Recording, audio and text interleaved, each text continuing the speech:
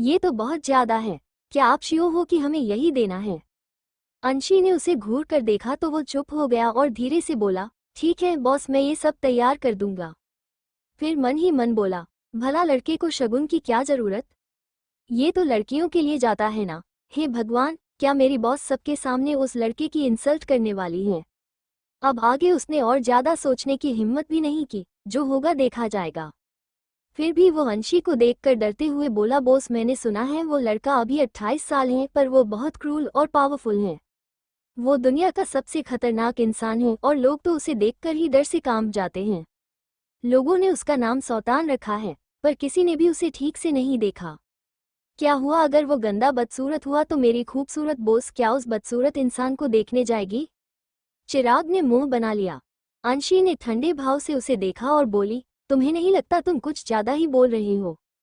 जितना काम दिया है पहले उतना करो। ड्रग्स की वजह से आंखों में ठंडी चमक को देखकर चिराग डर गया और मन ही मन बोला, वो इंसान क्या मेरी बॉस तो उससे भी ज्यादा देती और इनकी कब भी यहीं पर गाड़ देती। मेरी बॉस तो हवा जैसी उस इंसान ने उस लड़की के पैरों पर एक गोली मारी जिस वजह से वो लड़की जमीन पर गिर गई। ठीक है बॉस, पर उसकी आंखों में नफरत और घिन के सिवा कुछ नहीं ज्यादा खतरनाक भी कैसे होता? दर्द तो पहले से ही जरूर उसे दबा समा चुका था। उसने अंगूठा दिखाया, इसलिए उसे अब किसी भी गुस्से से दर्द नहीं होता था। पर क्या उसे यही ज्यादा निराश था कि इस सफर बनाने के लिए सब खो दिया और अब उसके होठों पर रहस्यमयी मुस्कान आ गई। वो इंसान उसके पास आया और उसके बालों को पकड़कर उसके बहुत बड़ा धमाका तुम सबको मिलेगा और ये धमाका बहुत बड़ा होगा। अभी तक तुम्हारी किस्मत ही खराब है। भी सगाई होगी ना दिल्ली तो तुम्हें देसाई फैमिली ने छोड़ चिराग की तो जेल भी खड़ी हो गई। तुम्हें तो जेल में ही मर जाना चाहिए करती थी जब वो कुछ करने वाली होती क्यों आए? और अभी अगर आए तो भी आराम से जिंदगी उसकी बॉस ने करने के लिए कहा था। देसाई फैमिली को तुम्हें की क्या जरूरत नहीं बचा सकते तुम लोगों ने किस तरह से कोई शैतान बॉस को नाराज कर दिया है।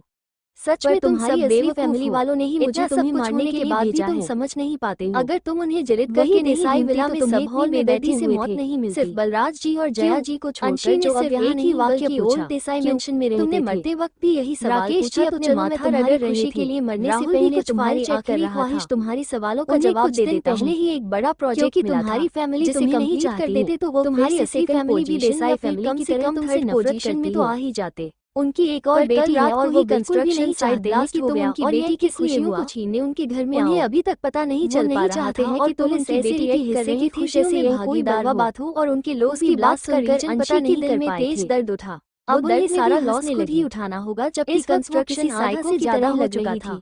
सामने करोड़ों का लॉस हुआ था। बोला अभी उन्हें ऐसा नहीं था कि वो की तरह हंसते हुए बोले थे मौत तो सब पर अगर ऐसे ही जाता रहा तो जब कोई यूज लॉस होगा तब हम मैं तुम सबकी मौत बनकर लौटूंगी। पर इस दुनिया में उनके लिए सिवा जरूरी नहीं मार सकता। इतने बड़े प्रोजेक्ट में वो और भी जोर से भूल गए थे। बिजली और बारिश ने तो पता भी नहीं था कि यह प्रोजेक्ट भी अंशी ने ही उन्हें दिया था और सभी से गन निकाला जिसमें सिर्फ एक ही बुलेट था। अब जब प्रोजेक्ट बर्बाद हो गया तो सारा लॉस देसाई कंपनी को घटिया गार्ड्स के हाथों। देसाई फैमिली को सारा पैसा पे करना था। मौसम के अचानक बदलने की वजह से उस इंसान ने पूछा अगर अंशी पर नहीं हुआ तो हमें फिर से प्रॉब्लम जब उस इंसान की नजर अंशी अकाउंट से ज्यादा फंड निकाला और ठीक ही सिर में गोली मार और यह पूरा 200 करोड़ का अंशी का चेहरा इससे तो हमारी कंपनी और भी गिर जाएगी। नफरत, दर्द, गुस्सा राकेश जी ने गहरी सांस लिया और बोले फिर भी यह लॉस हमें मैनेज करना होगा। पहाड़ी से नीचे फेंक देने के लिए बैंक को चुकाना पड़ेगा। पर हम ऐसा करेंगे तो कुछ वक्त के लिए गार्ड ने भी अंशी को लेकर पहाड़ी के नीचे फेंक दिया। फिर अगर इस बीच कोई और लॉस हो गया तब हम क्या करेंगे? बॉडी अंधेरी खाई में गिरती रही तब हमें जमीन भी बेचना पड़ सकता है। से तेज चमक बोला तो मानस बोला क्यों ना हम बजाज जगह को डी से किसी ने रोशनी से भर दिया। अनंत जरूर मदद करेगा। एक छोटे से भी हम बस उससे 200 करोड़ ला सकते हैं। उसकी माथे से पसीने की बूंद हम अगले महीने को उसे वापस कर देंगे। शायद वो कुछ की बात सुनकर रवीना जी भी और बड़बड़ रही थी। अच्छा होगा। तभी उसकी लौकिक रात चमक के होठों पर भी मुस्कान आ गई। तभी वो लड़की भी अनंत को कॉल कर बैठ गई। वो पसीने से लथपथ ने अनंत को कॉल लगाया पर अनंत गहरी सांस लेकर इधर-उधर देखा। राजश्री की चेहरा से रूम में छा गया और वो बोली सॉरी नीचे बस एक चद्दर थोड़ा सा झगड़ा हो गया था। यह एक छोटी सी सेल की वो मेरा फोन नहीं उठा रही है। वो लड़की जो अभी अभी उठी राकेश जी ने प्यार से उसकी बात को सहलाया और बोले कोई बात नहीं उसके ऊपर 411 ऑफिस में बात कर लूंगा। साफ लग रहा था और अगर तुम हमारे साथ आना चाहती हो तो चलो। कैदी नंबर 411 उस लड़की ने अपना फेस ऊपर किया। इस बीच उनका रिश्ता बहुत आगे बढ़ गया था। तभी स्वराज लापरवाही से बोला वैसे मैं कुछ दिन पहले दादाजी दादी जैसे खतरनाक तरीके से चमक रही थी। तब मुझे पता चला कि वो अंशी से मिलने संगमरमर से तरासा हुआ लग शायद आज जेल से बाहर आने वाली थी या फिर से लाल चेहरे की तरह लग रहा था। उसकी बात सुनकर सबने मुंह बनाकर लहरा रहा था। रबीना जी बोली वो बाहर आए इतना खतरनाक था कि अगर यहाँ कोई होता हमें उसे लेने जाना चाहिए। राहुल ने पूछा कि मानस बोला बिल्कुल नहीं भाई वो यहाँ ना आए तो ही बेहतर उसे कुछ पल लगा यहाँ आकर वो बस हमारी प्रिंसेस को धीरे से परेशान फिर से वापस आ गई पर उसे सजा मिल चुकी है तभी उसकी लॉकेट चमकने लगा। अब यहाँ रहने देना चाहिए। ऊपर हैरानी से हाथ अगर उसकी बिहेवियर खराब हुआ उसके दिमाग में कुछ चलने लगा बच्ची को नुकसान पहुंचाने की कोशिश तो हम उसे सजा देंगे। उसने अपनी आंखें बंद कर दिया तो वो एक खाली जगह यहाँ रह सकती है।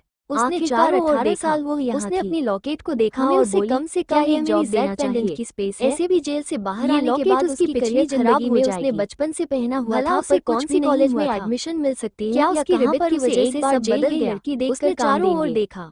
राहुल बोला वही राजश्री का चेहरा काला पड़ जड़ी बूटी कुछ किताब भी नहीं चाहती थी कि अंशी यहाँ वापस बाहर से कुछ एहसास हुआ जैसे कोई चेहरा बना रहा और बोली सब मेरी वजह से फिर से लॉकेट को टच किया और नहीं आती तो अंशी की जिंदगी बर्बाद नहीं होती। सामने एक और कैदी प्रिंसेस होती है कैदी नंबर 410 वो उसे चिंता से रबीना जी ने जब अपनी बच्ची को रोते देखा वो राहुल को डांटते हुए बोली तुम सामने खड़ी लड़की को देखा जो 28 साल की डर रही है। अंशी स्माइल के साथ तुम्हारा घर है तुम्हें हमेशा यही हमारे पास होना चाहिए था। काजल सिर्फ अपनी जगह बड़ी फैमिली से थी पर कुछ भी और नहीं है कि सजा अगर वो यहाँ रहेगी तो हमारे बदनामी बात सुनकर काजल ने हमें सिर हिलाया और बोली चलो हम खाना लेने चलते। राहुल ने और कुछ नहीं बोला। राकेश जी बोले तुम्हारा चाहते हुए भी खड़ी है। राहुल अंशी काजल के पीछे चलते हुए पापा के पास नफरत से बोली देसाई फैमिली और राज बोला वैसे भाई अगर अंशी को जॉब चाहिए तो इंतजार करो। मैंने कहा था मैं लौट आऊंगी और उसकी मदद करेगी। इस बार खेल भी मेरे बैग उठाने का काम तो कर ही मेरे होंगे। आपने भाई की बात सुनकर चलूंगी और मेरी चाल में नाचोगे तुम सब। अगर अंशी उसकी असिस्टेंट बन गई तो वो उसे और भी अच्छी तरह से बर्बाद इंसान छीन लूंगी जिसे तुम्हें प्यार अंशी बहुत कोई परिवार नहीं मूवी पाने के लिए कोई मासूम प्यार के लिए तरसती अंशी एक रात के लिए मैं बस तुम सबकी मौत हूँ।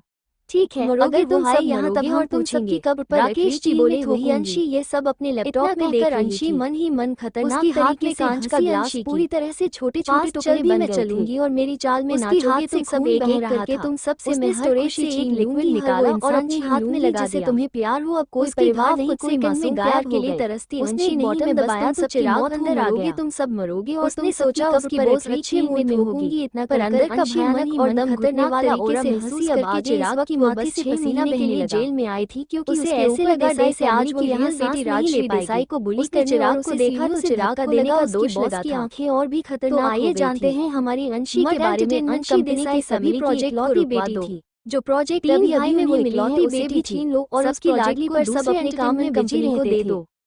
और अंशी हमेशा सबकी प्यार के लिए प्रोजेक्ट अभी चल रहा है पैसा मूवी और प्रोजेक्ट की मेरा कुछ नहीं चाहिए कि सभी गलत काम को सिर्फ घर वालों का प्यार और टाइम बात सुनकर चिराग ने हाँ में थोड़ा मिला दिया और बोला अगर हमने अब ऐसा किया तो मानस देसाई कंपनी को टाइम जो देसाई और अभी से कभी प्रोजेक्ट चल रही है टाइम की जगह अंशी की शूटिंग तरफ से मिल गया है गिफ्ट कुछ पैसे जरूर मिल जाता अगर हमने प्रोजेक्ट छीन लिया तो साल पहले अंशी की जिंदगी पूरी तरह से बदल कर सकते हैं। जब वो 18 साल अंशी ने उसे ठंडे भाव से देखा और दादा दादी के साथ मंदिर जाते वक्त उसकी एक चिराग ने हाँ में सिर हिला दिया जिसमें उसकी पता था उसकी बॉस के लिए केस इसलिए डॉक्टर ने देसाई फैमिली से किसी को ब्लड डोनेट करने के लिए कहा। फिर से क्या वो मरना चाहते हैं जो पता चला कि अंशी के मॉम डैड भाई किसी का भी सोच कर बोला वैसे बॉस मैंने शगुन रेडी कर दिया जिस वजह से देसाई फैमिली जो आपने कहा कि अंशी उनकी बेटी है भी या नहीं। अंशी की होठों पर अंशी की स्माइल देसाई फैमिली में किसी के साथ भी नहीं मिलता था। चिराग ने हाँ में सिर हिला था और वहाँ से चला गया। उसे देखकर किसी की बेचैन होठों पर ठंडी मुस्कान आ गई।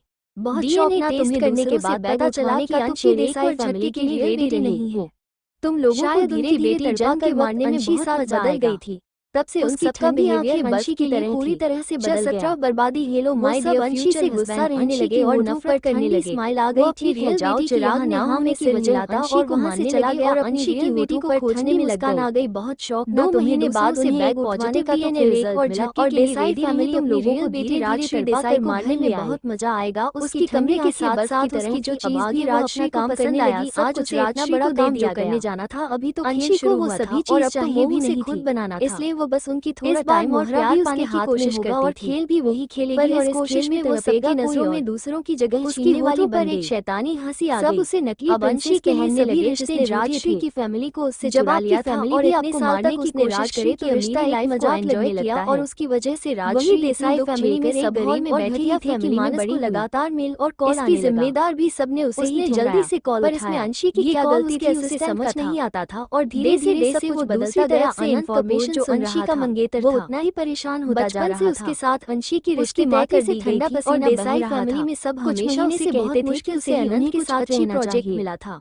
उसकी दिल जीत से अभी उसने सबसे अच्छे प्रोजेक्ट अंशी भी अनंत के पीछे लगी रही और बाकी कुछ प्रोजेक्ट हमेशा उसकी टिफिन लेकर जाना और बात करने की कोशिश करना। इन्फॉर्मेशन मिला कि उन्हें बिना बताए सभी प्रोजेक्ट से इग्नोर कर देता था, पर बार-बार उसका पीछा करने से अंशी का लगाव अनंत के लिए कोई परवाह नहीं है। पर जब राजश्री लौट आई तो अनाथ राजश्री से प्यार करने लगा। वो उनके साथ प्रोजेक्ट को पूरा नहीं करना पता नहीं और फैमिली ने भी राजश्री और मानस की सगाई में नहीं आता कि कोई उन्हें निशाना बना रहा है। उसके बाद ही नियति ज्यादा आई थी कि राजश्री को सीढ़ियों से धक्का देने का इल्जाम निशाना ना बनाता तो एक साथ सारे प्रोजेक्ट और सब ने कहा कैसे राजश्री और अनंत की सगाई अनाउंस हो गई जो प्रोजेक्ट ने अभी उन्हें मिला था और तब अंशी को सबक सिखाने के लिए देसाई फैमिली ने जेल गुस्सा आ रहा था। उसने फोन काट दिया और गुस्से से उसकी माथे की नस दिखने लगा। क्या हुआ है मानस, तुम इतने गुस्से में क्यों लग रही हो? राकेश जी ने पूछा। मानस डे से ही कुछ कहने वाला उसका फोन फिर से बजने लगा। उसने गुस्से से फोन उठाया तो उसे और भी शॉकिंग न्यूज पता चला। जिन मूवी की शूटिंग आधा कंप्लीट हो चुका था उनकी मेल लीड और फीमेल एक्ट्रेस की स्कैंडल अभी बाहर आ गई थी। कौन सा स्कैंडल? मानस गरजते हुए बोला। उसे तो कुछ समझ में ही नहीं आ रहा था कि आखिर यह कौन कर रहा है। कौन उसे इतनी बुरी तरह से निशाना बनाकर बर्बाद कर देना चाहता है? सबको पता था कि वो देसाई फैमिली का बेटा है। जो भी उसे टारगेट कर रहा था वो जरूर देसाई फैमिली से नहीं डरता होगा, वरना उसे कैसे टारगेट करता जो देसाई फैमिली से भी ना डरे और एक साथ इतने सारे प्रोडक्शन हाउस और डायरेक्टर इन्वेस्टर को पीछे हटने के लिए और लॉस सहने के लिए मजबूर कर दे। वो कितना पावरफुल इंसान होगा। उसने कब इतने भयानक शख्सियत को नाराज कर दिया? तभी उसका असिस्टेंट बोला, सर ये उनकी ड्रग्स लेने और लड़के लड़कियों के साथ संबंध की वीडियो है जो अब इंटरनेट पर वायरल हो रहा है। उसकी बात सुनकर मानस और भी परेशान हो गया। भले ही वो देसाई फैमिली से था पर उस एंटरटेनमेंट कंपनी को उसने खुद ही बनाया था और आज एमडी एंटरटेनमेंट कंपनी को उसने ही टॉप 5 एंटरटेनमेंट कंपनी बनाया था। अब जब उसके कंपनी के अंडर साइन एक्ट और एक्ट्रेस की स्कैंडल इस तरह से बाहर आ गया है तो इसका इफेक्ट उसकी कंपनी पर भी पड़ेगा। उन्हें बहुत लॉस होगा और उनकी शेयर भी तेजी से नीचे गिर जाएगी। ये बात मानस कैसे बर्दाश्त कर सकता था? 3 सालों में ऐसा कभी नहीं हुआ था। उन सभी मेल एक्टर और एक्ट्रेस को कॉन्ट्रैक्ट को कैंसिल करो और उन्हें पेनल्टी मनी दे दो। कंपनी की तरफ से अनाउंस कर दो कि वो सब अब एमडी एंटरटेनमेंट कंपनी का हिस्सा नहीं है। मानस पागल होने वाला था। इतना कहकर उसने फोन रख दिया। अब जो भी लॉस होगा उसे खुद ही भरना होगा क्योंकि अभी अभी उनकी बिजनेस में एक प्रोजेक्ट में इतना बड़ा लॉस हुआ था। मानस ने सब कुछ सच बता दिया तो राकेश जी और बाकी सब बहुत हैरान थे। वो जानते थे इस वक्त मानस कितना परेशान होगा। वही राजश्री का चेहरा पीला पड़ गया क्योंकि उसने बहुत सारे ऑफर अभी ठुकरा दिया था। उसके भाई ने उसके लिए सबसे बड़ा प्रोजेक्ट रखा था। कुछ दिन में ही उसकी शूटिंग होने वाली थी और उसके लिए उसने 2 महीने तक तैयारी की थी। मूवी में फीमेल लीड का फाइट सीन था कि जगह, इसलिए वो कड़ी मेहनत कर रही थी और इस बीच फाइट सीन सोखने की वजह से उसके हाथ पैर सब कुछ दर्द कर रहा था और अब जब सारा प्रोजेक्ट छीन गया है तो उसकी मेहनत बेकार चला गया था। उसे इस बात की बिल्कुल चिंता नहीं थी उसके भाई की कंपनी में कितनी प्रॉब्लम होने वाली थी। उसे बस खुद की फिक्र थी। अगर मानस को इस बारे में पता चलता तो देखने लायक होता कि वो कैसे रिएक्ट करता। वहीं एक बड़े से 50 मंजिला बिल्डिंग जिसके टॉप पर राजपूत कॉर्पोरेशन लिखा हुआ था जो अलग ही चमक रहा था। टॉप फ्लोर के एक बड़े से केबिन में एक इंसान बैठकर फाइल चेक कर रहा था। उसके आसपास का ऑरा बहुत पावरफुल था, जैसे एक अदृश्य दीवार हो। तभी बिना डोर नॉक किए एक लड़का अंदर भागा। उस इंसान ने गुस्से से उसके पास भागते हुए लड़के को देखा और गुस्से से बोला, तुम्हारा मैनस कहाँ है? यह विक्रम था जो वम को अंदर घुसते ठंडे भाव से देख रहा था। तभी उसके पीछे अथर्व और समय भी अंदर आए। दोनों भी आकर वम के साथ सोफे पर पसर गए। विक्रम ने ठंडे भाव से उन्हें देखा और फिर अपने लैपटॉप में देखने लगा। भाई आप इतना शांत कैसे हो सकते हो? दादी माँ, दादाजी, मॉम डैड सबका कॉल कम से कम 100 बार आ चुकी है। क्या आप भूल गए कि कल आपकी सगाई है? भले ही दुनिया के सामने नहीं पर घर वालों के सामने तो आपको सगाई करनी ही होगी ना। अब आप कॉल नहीं उठा रहे हो तो सब हमें कॉल कर रहे हैं। देखिए कि अभी कॉलेज से भागते हुए आया हूँ। समय आपने बाल ठीक करते हुए बोला। वम भी चिढ़ते हुए बोला, हाँ भाई, इन्हें इतनी जल्दी क्यों है? अभी तो मैंने अपनी खूबसूरत भाभी को ढूंढा भी नहीं है। मुझे ये भाभी नहीं चाहिए। मैं भी कॉलेज में था, मुझे भी उन लोगों ने जल्दी जाकर आपको ढूंढने के लिए बोला ताकि आपको अपने साथ लेकर घर जाऊं। आज कुल गुरु आ रहे हैं आपकी कुंडली देखने के लिए और कल मुहूर्त निकालने के लिए आपको तो आज जाना ही पड़ेगा। अथर्व कुछ नहीं बोला, वो भी एक मीटिंग में था और बहुत चिढ़ गया था। विक्रम ने ठंडे भाव से उन्हें देखा और बोला, अगर कुछ और नहीं है तो यहाँ से चले जाओ। आपने भाई की बात सुनकर समय और वम ने एक दूसरे को देखा। तभी डोर नॉक हुआ। विक्रम ने कॉम इन कहा तो विक्रम का असिस्टेंट सौरभ अंदर आया और हैरानी और हकलाते हुए बोला, बोबोस, एक लड़की आई है और नीचे रिसेप्शन में है। वो खुद को आपकी मंगेतर कह रही है। उसकी बात सुनकर विक्रम ने आंखें छोटी करके ठंडे भाव से सौरभ को देखा तो सौरभ उसे देखकर डर गया। वहीं वम बड़बड़ाते हुए बोला, क्या वो यहाँ भी आ गई? क्या मुसीबत है? समय हंसते हुए बोला, ये लीजिए भाई, आप नहीं गए इसलिए भाभी खुद ही आपको लेने के लिए यहाँ आ गई। सौरभ कहने वाला था कि यह उनकी मंगेतर की तरह नहीं लग रही है। उससे पहले ही कुछ लोगों ने केबिन का दरवाजा खोल दिया। सबने सामने देखा, कुछ ब्लैक कपड़े पहने गार्ड्स अपने हाथ में थाल लिए अंदर आ रहे थे। विक्रम की आंखें ठंडी हो गई, उसका ऑरा भयानक हो गया था। रूम का एटमॉस्फेयर पूरी तरह से दम घुटने वाला हो गया था। तभी ब्लैक कपड़े पहने सभी लोग साइड हो गए तो एक लड़की अंदर आई। उसने भी पूरी तरह से ब्लॉक कपड़े पहन रखे थे। सिर्फ उस लड़की की खूबसूरत यूनिकल आंखें और फेज ही दिखाई दे रहा था जो उस काले कपड़े के बाहर किसी सफेद मोती की तरह चमक रहा था। उसने अपनी फेस पर एक मास्क लगा रखा था। उसकी ऑरा और प्रेजेंस भी बहुत ज्यादा पावरफुल था। अथर्व, समय और वम तीनों हैरानी से उस लड़की को देख रहे थे। वो बिल्कुल उनके भाई की तरह ही उन्हें फील करा रही थी। खतरनाक और ठंडी जैसे बर्फ की रानी हो। सौरभ जल्दी से आगे गया और बोला, यह आप सब ऐसे कैसे अंदर आ सकते हो? इस पूरे फ्लो पर राजपूत फैमिली के लोगों के सिवा कोई नहीं आता था, इसलिए यहाँ पर गार्ड्स नहीं थे। पर ये लोग अंदर कैसे आ गए? विक्रम अभी भी ठंडे भाव से सब कुछ देख रहा था। उसकी आंखें मानो सामने खड़ी लड़की को स्कैन कर रही थी।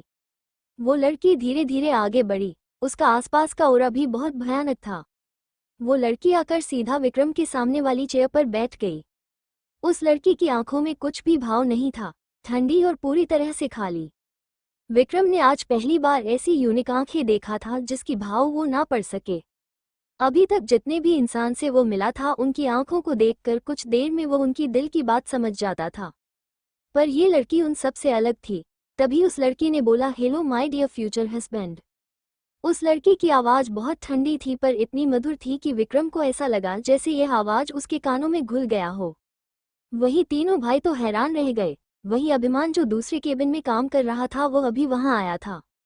वो भी अपने दोस्त को किसी लड़की को फ्यूचर हस्बैंड कहते सुनकर हैरान हो गया। विक्रम की काली गहरी आंखें ठंडी हो गई। कौन है ये लड़की जो उसे फ्यूचर हस्बैंड कह रही है? उस लड़की ने पीछे खड़े लोगों को इशारा किया तो उन सब ने थाल आगे ले आए और कपड़े हटा दिया।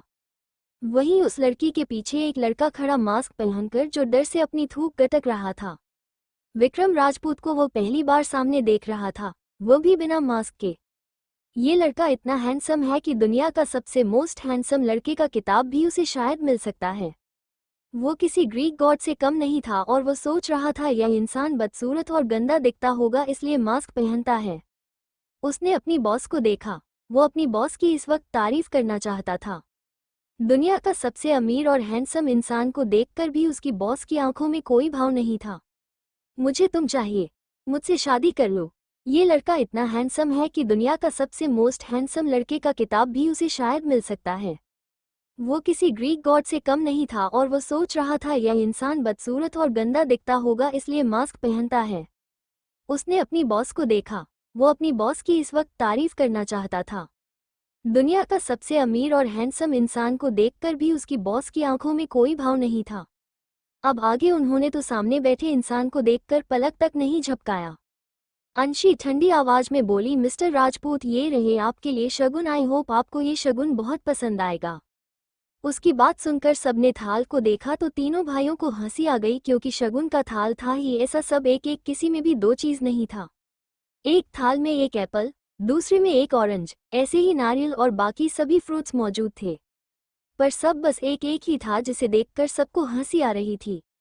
वहीं एक थाल में एक ही सोने का सिक्का और दूसरे में 111 रुपये और एक शर्ट पाया नहीं कि स्ट्रीट स्टॉल से उठाया गया था, और दूसरे में 2 रिंग बॉक्स। बस वही 2 थाल था जिसमें कुछ तो 2 चीजें थी।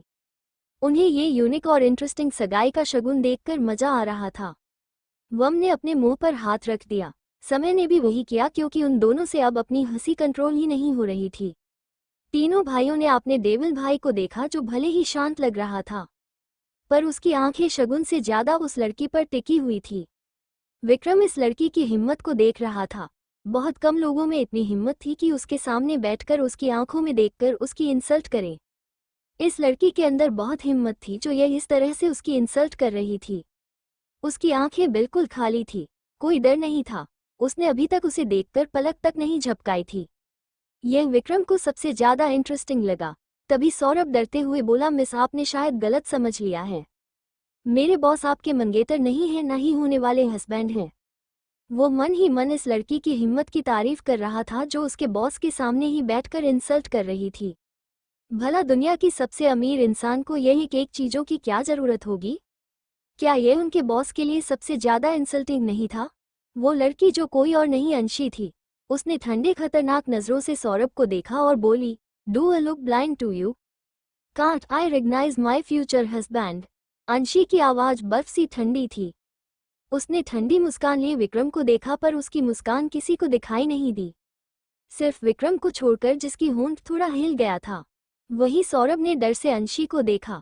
उसे इस लड़की से भी ठीक वैसी ही फीलिंग आ रही थी जैसा उसे अपने बॉस के ठंडे भाव से देखने से होता था। हे भगवान, ये लड़की तो बिल्कुल उसकी बॉस की तरह ही खतरनाक है। What happened, Mr. Rajput?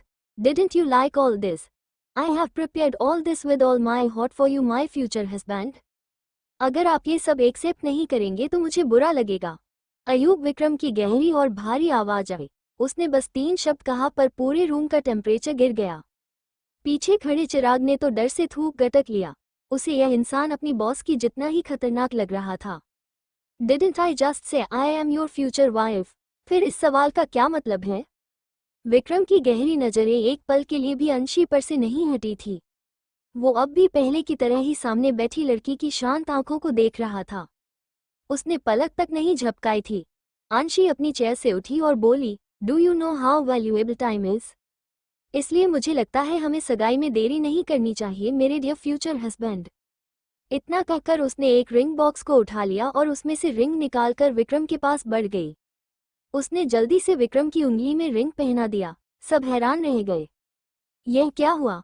उनकी बॉस की सगाई ऑफिस में ही गई। अथर्व, समय और वम तीनों का तो मुंह मानो इतना खुल गया था। इस वक्त उनके मुंह में 2 अंडे फिट हो सकता था। इस बार तो विक्रम भी इस लड़की की तेजी देखकर हैरान था। उसकी आंखों में कुछ सेकंड की वो हैरानी छुप नहीं पाए। तभी वम तालियां बजाने लगा। समय भी उसे देखकर तालियां बजाने लगा। कांग्रेचुलेशन भाई और होने वाली भाभी, आप दोनों की सगाई हो गई। बहुत बहुत बधाई हो। समय और वम दोनों खुशी से बोले। चिराग ने भी ना चाहते हुए धीरे से क्लैप किया। ऐसा लग रहा है जैसे 2 डेविल की सगाई हो गई। तो अंशी ने उनकी तरफ देखा। अब तक उसने उनकी तरफ नहीं देखा था।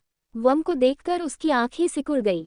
क्या यह वही लड़का नहीं था जिसे उसने 1 साल पहले उस रात को बचाया था? How are you little boy? Anshi ने उसे देखकर पूछा। वो माँ अपनी जगह पर जड़ हो गया। यह आवाज वो सोच रहा था कहाँ सुना है। क्या यह वही आवाज नहीं थी उसकी सेविया की जो उसने उस रात को सुना था? यही सब तो था लिटिल बॉय, जिस वजह से वो कुछ दिन तक हैरान और परेशान था। उसने हैरानी से सामने खड़ी लड़की को देखा और बोला, सेविया एंजल, क्या ये आप हो? वो जल्दी से उठा और अंशी से गले लगने भागा। तभी चिराग आगे आ गया और बोला, प्लीज मेरी बॉस से दूर रहिए। वम ने घूर कर उसे देखा और उसकी तरफ उंगली पॉइंट करके बोला, तुम होते कौन हो? क्या तुमने देखा नहीं? अभी एंजल ने मेरे भाई से सगाई कर ली। मैं अपनी होने वाली भाभी से क्यों नहीं मिल सकता? स्टॉप ईट वम, वरना अभी बाहर फेंक दूंगा। विक्रम की ठंडी आवाज आया तो वम थोड़ा पीछे हट गया। अंशी ने चिराग को पीछे हटने का इशारा किया तो चिराग पीछे हट गया। तभी विक्रम अंशी को देखकर गहरी आवाज में बोला, कौन हो तुम? मुझसे क्या चाहती हो? अब जब उसे पता चल गया था कि इस लड़की ने 1 साल पहले वम को बचाया था तो वह उसकी एहसान उतारना चाहता था। अंशी ने चिराग को इशारा किया तो चिराग ने सारे गार्ड्स को बाहर जाने को बोल दिया। सभी गार्ड्स बाहर चले गए। अंशी ने गहरी नजरों से विक्रम को देखा और बोली, तुम चाहिए। मुझसे शादी करो और हमेशा के लिए मुझसे बंध जाओ। विक्रम ने कठोर आंखों से उसे देखा और बोला, ये पॉसिबल नहीं है। अगर तुम कुछ और चाहती हो बता सकती हो। मेरे छोटे भाई की जान बचाने के लिए तुम्हें जो चाहिए मैं वो दे सकता हूँ। पैसा, पावर, प्रॉपर्टी, एनीथिंग। 1 सालों बाद वम को बचाने वाली लड़की सामने आई। यह विक्रम के लिए थोड़ा डाउटफुल था और इस लड़की का ऑरा बिल्कुल उसके जैसा ही पावरफुल था। मैंने कहा ना, मुझे तुम चाहिए। मुझसे शादी कर लो, बस मैं यही चाहती हूँ। लिटिल बॉय को बचाने से इसका कोई लेना देना नहीं है, फिर भी अगर तुम इसे एहसान मानो तो मैं बस यही चाहती हूँ। विक्रम की ठंडी आंखें चमक रही, वो अंशी की गहरी हेजल आंखों में देख रहा था। भाई मान जाओ ना, मुझे यही भाभी चाहिए, बहुत प्रियटी है, स्वीट है भाभी। वम बोला तो अथर्व ने उसे जल्दी से पीछे खींच लिया। क्या ये लड़का मरना चाहता है? अंशी ने उसे थोड़े सॉफ्ट होकर देखा। ये लड़का उसकी काम आसान कर रहा था। अंशी ने टेबल पर रखे थाल से रिंग लिया और विक्रम के सामने कर दिया और बोली, ये लीजिए मिस्टर राजपूत, मेरी उंगली में पहना दीजिए ताकि यह सगाई कंप्लीट हो जाए। विक्रम ने ठंडे भाव से उसे देखा पर रिंग नहीं लिया उसने। वो तो अपनी उंगली से भी रिंग उतारने वाला था।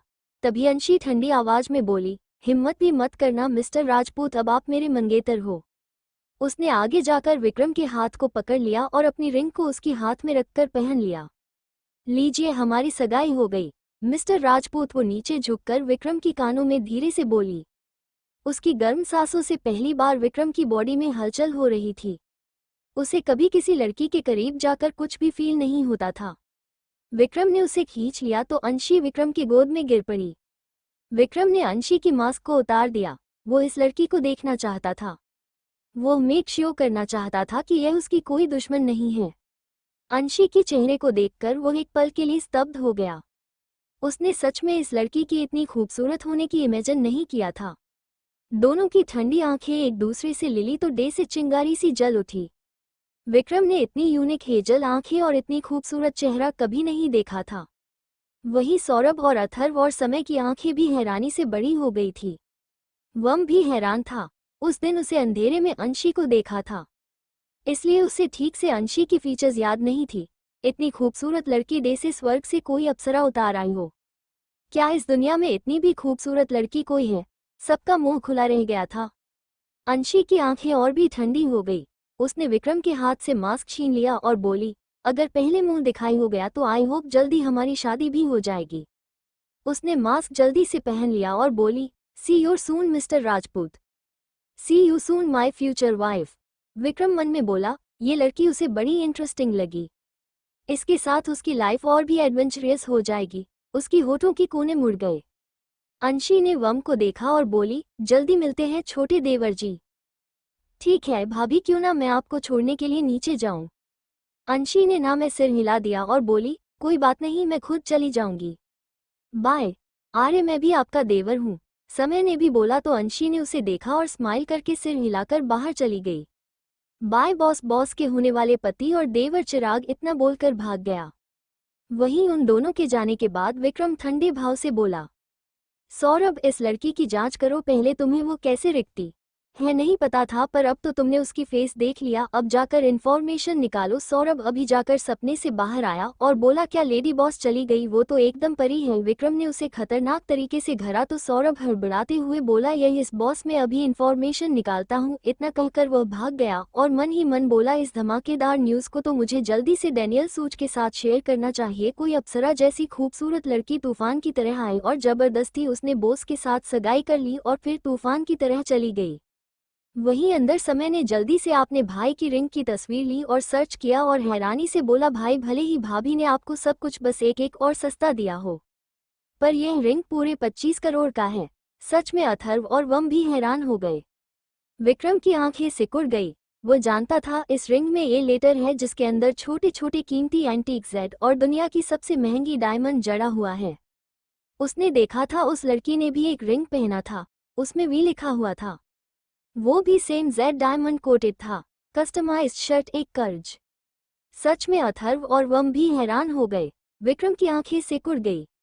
वो जानता था इस रिंग में ये लेटर है जिसके अंदर छोटे छोटे कीमती एंटीक जेड और दुनिया की सबसे महंगी डायमंड जड़ा हुआ है। उसने देखा था उस लड़की ने भी एक रिंग पहना था, उसमें भी लिखा हुआ था वो भी सेम जेड डायमंड कोटेड था। अब आगे समय ने उन दोनों को प्राइस दिखाया। यह एक कपल रिंग है जिसे कल ग्लोबल ज्वेलरी ब्रांड की बेस्ट डिजाइनर मिस एनी ने बनाया है, पर यह सोल्ड के लिए नहीं है। वो कस्टमाइज है और इसे सिर्फ वेबसाइट पर कलेक्शन की लिस्ट में डाला गया है। आपको पता है मिस एनी दुनिया की बेस्ट डिजाइनर है और उनसे कस्टमाइज कुछ भी बनवाना डिफिकल्ट है। इसके लिए कनेक्शन और पैसा दोनों चाहिए, पर भाभी ने भाई के लिए बना लिया। कितनी बड़ी बात है, भाभी हमारे डेविल ठंडे भाई से कितना प्यार करती होगी जो एंगेजमेंट में उन्होंने इतनी महंगी रिंग गिफ्ट किया। समय ने अपने भाई को देखा। वम भी बोला, हाँ भाई ने कौन सी दुनिया को पिछले जन्म में बचाया था पता नहीं, जो उन्हें भाभी जैसी इतनी प्यारी और खूबसूरत लड़की मिल रही है, को उन्हें इतना प्यार करती है, उनके लिए करोड़ों की रिंग बना रही है और उन्होंने सगाई भी जबरदस्ती कर लिया। तीनों भाई ने विक्रम को हैरानी से देखा। विक्रम अभी भी बहुत कोल्ड लग रहा था। उसने ठंडे भाव से तीनों देखा। अगर तुम तीनों का हो गया हो तो अभी निकलो यहाँ से, विक्रम बिना भाव के बोला। तभी डोर ओपन हुआ और दो लड़के भागते हुए अंदर आए। अरे भाई, मैंने सुना विक्रम की सगाई हो गई। वो भी जबरदस्ती एक लड़की सगाई करके चली गई। एक लड़का बोला। ये दोनों विक्रम के बचपन के दोस्त थे। अभिमान परिहार, उम्र 28, दिखने में बहुत हैंडसम और परिहार फैमिली का बड़ा बेटा, और अभी विक्रम की दूसरी कंपनी भी आर डायनेस्टी की यह सीईओ है।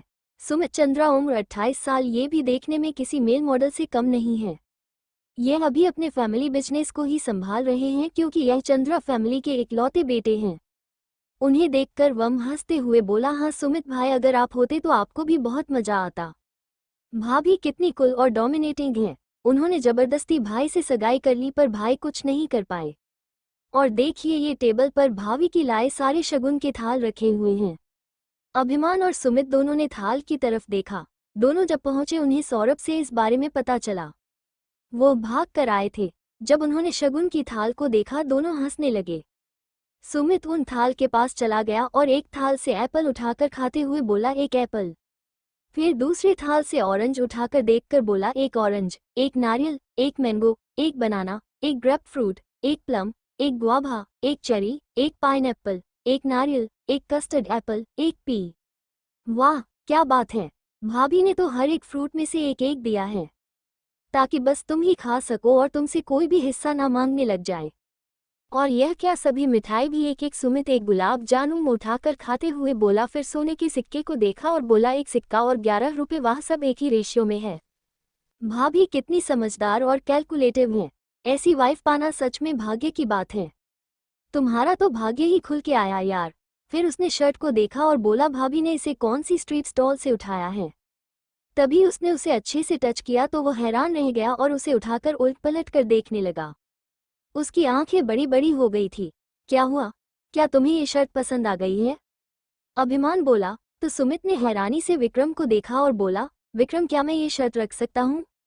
ये जबरदस्ती की सगाई में मिली हुई शर्ट तुम्हें पसंद नहीं होगा ना? बिल्कुल नहीं, चुपचाप रख दो, विक्रम ठंडे भाव से बोला। विक्रम के नहीं देख सकता था कि यह शर्ट कितनी खास है। सबसे बड़ी बात, इस शर्ट को उसे उसकी मिस्ट्रियस मंगेतर ने दिया था। अगर मैं 2 करोड़ दूं तो भी क्या तुम मुझे ये शर्ट नहीं दोगे? विक्रम, आखिरकार मैं तुम्हारा दोस्त हूँ। सुमित बोला। अरे क्या हुआ, तुम्हें ये शर्ट इतनी पसंद है तो हम खरीद कर ले आते हैं। अभिमान हैरान था। तीनों भाई भी हैरान थे। सुमित उसे डांटते हुए बोला, चुप कर, अभी यह कोई ऐसी वैसी शर्ट नहीं है। यह एक खास रेशम और दुनिया की सबसे महंगी कॉटन से बनता है और अंदर की तरफ वेलवेट का काम होता है। इसकी कीमत 80 लाख से ज्यादा होता है और सबसे बड़ी बात, यह मटेरियल और डिज़ाइन मिलता नहीं है इतनी जल्दी। और इस पर जो क्रिस्टल लगा है, सिर्फ इसकी कीमत ही 60 से 70 लाख होती है। तो इस शर्ट की कीमत ही 15 करोड़ है। इसलिए मैंने इसे खरीदने के लिए विक्रम को 2 करोड़ ऑफर दिया। इसे दुनिया में सिर्फ एक ही डिजाइनर बना सकती है, मिस आशी। सिर्फ वही ऐसी डिज़ाइन बनाती है, वो भी सिर्फ कस्टमाइज्ड। 6 महीने पहले ऐसी ही डिज़ाइन को मिस आशी ने लंदन के प्रिंस के लिए बनाया था और उनके जन्मदिन के बाद इसे 8 करोड़ में नीलाम किया गया था। उसकी कीमत थोड़ी ज़्यादा थी क्योंकि उसे लंदन की प्रिंस ने जन्मदिन के दिन पहना था और चैरिटी में ऑक्शन के लिए दिया था। पर यह जो विक्रम को भाभी मतलब होने वाली भाभी ने दिया है ये तो उससे भी कीमती है क्योंकि इसमें 3 क्रिस्टल लगा हुआ है और उसे आप कहीं भी नहीं बेच सकते क्योंकि मिस आशी की रूल है यह वो सिर्फ एक या ज़्यादा से ज़्यादा 2 क्रिस्टल अटैच करती है। जिसमें 3 क्रिस्टल है वो किसी खास के लिए होगा, उसमें उस इंसान का नाम भी होगा और इसलिए उसे ऑक्शन के लिए नहीं रखा जा सकता, ना ही चोरी करके आप ब्लैक वेब के जरिए बेच सकते हो, उसमें नाम भी होगा। रुको मैं चेक कर रही हूँ। सुमित ने चेक किया तो कंधे के साइड विमादित्य लिखा हुआ था जो किसी ब्रोंज की तरह लग रहा था। वाह भाई, आप तो बहुत लकी हो, भाभी ने आपको कितना कीमती तोहफा दिया है। कहीं इन सभी फ्रूट और मिठाई में तो कहीं सोना ना हीरा नहीं छुपा है ना। समय चमकती आंखों से बोला और फ्रूट की थाल की तरफ भागा। विक्रम ने उस शर्ट को सुमित के हाथ से छीन लाया। ये शर्ट बहुत मुलायम था।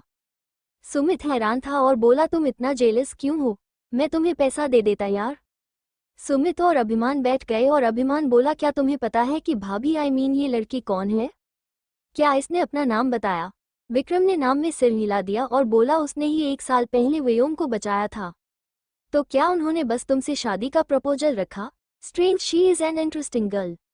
विक्रम रिंग से खेलते हुए बोला। तभी वम बोला, भाभी बहुत अच्छी है, वो मेरी सेवियर एंजल हैं, इसलिए उनके खिलाफ कुछ भी मत कहो। ठीक है। वाह वम, तुमने तो सच में उस लड़की को भाभी मान लिया। सुमित की बात सुनकर वम ने घूर कर उसे देखा और बोला, भाभी है मेरी भाभी। बोलो। सुमित ने सिर हिला दिया और बोला, ठीक है तुम्हारी मतलब हमारी भाभी। तुमने इतनी जल्दी मान लिया, पर तुम तन्वी को क्यों भाभी नहीं मानते हो जबकि वो तुम्हारे विक्रम भाई की असली मंगेतर है? उसकी बात सुनकर वह मुंह बनाकर बोला, वो लड़की पता नहीं किस दुनिया में रहती है, मुझे तो लगता है वो मासूमियत का दिखावा करती है, वो सच में मासूम नहीं लगती है। जब देखो भाई को पीछे भागते हुए उन्हें बेबी बेबी कहती रहती है। उसकी बात सुनकर अभिमान और सुमित हंसने लगे। इन लोगों की बातें सुनकर विक्रम का सिर दर्द करने लगा था। बस तुम तीनों को जितना खाना था खा लिया, अब यहाँ से बाहर जाओ। समय और योम दोनों की मुंह में इस वक्त मिठाई ठूसा हुआ था। दोनों ने एक दूसरे को देखा और अपने हाथ में 2 और मिठाई जो भी उन्हें पसंद था उठा लिया और बाहर चले गए। अथर्व ने भी एक मिठाई लिया और बोला, मेरा अभी मीटिंग है, मैं जा रहा हूँ। विक्रम ने उसे घूर कर देखा। क्याया ने अभी उन तीनों को जाने के लिए नहीं कहा। उनके जाने के बाद अभिमान बोला, विक्रम अब तुम क्या करोगे? क्या तुम इस सगाई को मानते हो? जैसा कि तुम्हें पता है तन्वी के साथ बचपन में ही तुम्हारा रिश्ता तय हो गया था। सिंघानिया फैमिली का भी तुम पर एक कर्ज है और तुम इससे पीछे नहीं हट सकते हो। मेरी सगाई हो चुकी है, विक्रम ने बिना भाव के कहा और अपना काम करने लगा। अभिमान और सुमित ने एक दूसरे को देखा। ठीक है, हम उस लड़की की इंफॉर्मेशन आने तक वेट करते हैं। वही कार में अंशी अपने लैपटॉप में कुछ काम कर रही थी। तभी चिराग बोला, बॉस आपने जबरदस्ती सगाई तो कर लिया, पर क्या मिस्टर राजपूत इस सगाई को एक्सेप्ट करेंगे? वैसे भी कल उनकी रियल में सगाई हो रही है सिंघानिया फैमिली की बेटी के साथ। मुझे तो समझ में ही नहीं आ रहा है कि आप क्या करना चाहती हो। वो तो कल सगाई कर लेंगे। तभी वो आगे कुछ नहीं कह पाया। क्यों कि उसकी बॉस की आंखें जानलेवा हो गई थी और ओरा भयानक हो गया था। नियति ने नफरत से बाहर देखा और शैतान की तरह हंसते हुए बोली, वो सगाई कभी कंप्लीट नहीं कर पाएंगे। मुझे कल उन्हें देखना है, जब उनकी प्यारी बेटी की सगाई टूट जाएगी उनकी रिएक्शन क्या होगा। अंशी ने मुठिया भी लिया, उसकी हाथ से चटकने की आवाज आ रही थी। चिराग समझ सकता था कि उसकी बॉस इस वक्त कितने गुस्से में है। वहीं एक बड़े से हॉल में कुछ लोग बैठे हुए थे। यहाँ हर एक चीज बहुत कीमती और क्लासी था। एक एंटी करोड़ों का था जिसे सजाने के लिए रखा गया था। यह नालायक विक्रम अभी तक नहीं आया, थोड़ी देर में गुरुजी आने वाले हैं। एक लेडी बोली जिसने एक रॉयल ब्लू साड़ी पहना हुआ था। ए फ्लैट तक आपने सुना गाइस, यहाँ हर एक चीज बहुत कीमती और क्लासी था। एक एंटीक करोड़ों का था जिसे सजाने के लिए रखा गया था। यह नालायक विक्रम अभी तक नहीं आया, थोड़ी देर में गुरुजी आने वाले हैं। एक लेडी बोली जिसने एक रॉयल ब्लू साड़ी पहना हुआ था। उसकी प्रेजेंस से ही रोटालिटी झलक रही थी।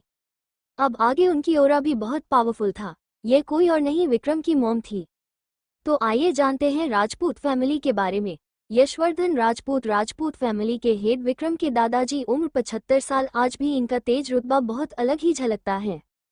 कावेरी यशवर्धन राजपूत यशवर्धन जी की वाइफ, उम्र 72 साल। अपने टाइम पर ये बड़ी बड़ी बिजनेसमैन को भी टक्कर देती थी और इनकी पावर सबको पता है। आज भी उनकी बात कोई नहीं टालता था। अधिराज राजपूत यही है विक्रम डेढ़। उम्र 52 साल। ये देखने में आपने 1.5 से हैं। कोई भी उन्हें देखकर नहीं देख सकता कि वो 52 साल के हैं। अभी भी वो 35 या 40 की लगते थे। परिधि अधिराज राजपूत उम्र 49 साल पर अभी भी दिखने में 30 की ही लगती हैं। परिधि जी बहुत खूबसूरत हैं और शांत हैं। अपने दोनों बेटों से और बाकी तीनों बच्चों से भी उन्हें बहुत प्यार है। इनके 2 बेटे हैं, विक्रमादित्य राजपूत और वम राजपूत, ऋतुराज राजपूत। यशवर्धन जी और कावेरी जी का दूसरा बेटा उम्र 50 साल। ये दिखने में आपने डैड और भाई की तरह ही हैं और अभी कंपनी मैनेज कर रहे हैं। निधि ऋतुराज राजपूत ऋतुराज जी की वाइफ, उम्र 46 साल। यूं भी दिखने में बहुत खूबसूरत है। ये थोड़ी मुनफट है पर दिल की अच्छी है। इनके 3 बच्चे हैं, 2 बेटे 1 बेटी। बड़ा बेटा अथर्व राजपूत, छोटा बेटा समय राजपूत। उनकी बेटी जो इस घर में सबकी छोटी राजकुमारी है, जिसे सब सबसे ज्यादा प्यार करते हैं, वो है अभिका राजपूत। उम्र 20 साल। अभी कॉलेज में और ग्रेजुएशन कर रही हैं। देखने में बिल्कुल किसी गुड़िया जैसी खूबसूरत है। परिधि जी की बात सुनकर निधि जी बोली, और ये तीनों, वम अथर्व और समय भी तो विक्रम बेटे को बुलाने गए थे, वो भी अभी तक नहीं आए। दादी माँ ने सिर हिला दिया और बोली, यही बच्चे हमें परेशान करके छोड़ेंगे। तभी किसी की खिलखिलाने की आवाज आई। सबने उस तरफ देखा तो आभिका अपनी कंधे पर बैग लिए, हाथ में फूल लिए अंदर आ रही थी। उसने जब अपनी मॉम, बड़ी मॉम और दादी माँ को इतने परेशान देखा और अपने भाइयों के बारे में बोलता देखा तो वो हंसने लगी। उसे देखकर उनके चेहरे पर मुस्कान आ गई। आखिरकार उनकी फैमिली 4 भाई के बाद ये छोटी सी प्रिंसेस उनकी जिंदगी में आई थी। मॉम, बड़ी मॉम, दादी माँ, क्या आप तीनों मेरे भाइयों के बारे में बात कर रहे हैं? तो मैं बता दूं कि वो नहीं आने वाले। उसने अपने बैग को वहीं रख दिया और फूल को टेबल पर रखकर बोली, आपने इतनी बार कॉल किया कि वम भाई और समय भाई दोनों भाग गए। आज वम भाई अपनी क्लास ब्यूटी को इम्प्रेस करने फूल लेकर गए थे। देखिए, फूल मुझे ही पकड़ा कर चले गए। और आपको क्या लगता है बड़े भाई तन्वी से प्यार करते हैं?